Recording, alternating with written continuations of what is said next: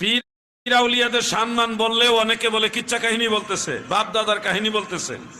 অথচ সাইদি সাহেবের কাহিনী বলা হয়, অমুক আলেমের কাহিনী বলা হয়, সেটার বাপ দাদার কাহিনী হয় না।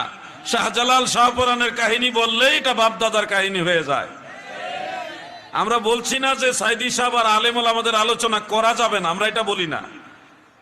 যারা যাদেরকে ভালোবাসে এরকম তারা যদি হক্কানি রব্বানি মুত্তাকি হয়, অনুসরণীয় ব্যক্তিত্ব হয়, তাদেরকে নিয়ে আলোচনা করে মানুষকে উৎসাহিত করবেন, যেন ধর্মের প্রতি মানুষ উৎসাহিত হয়, উদ্বুদ্ধ হয়।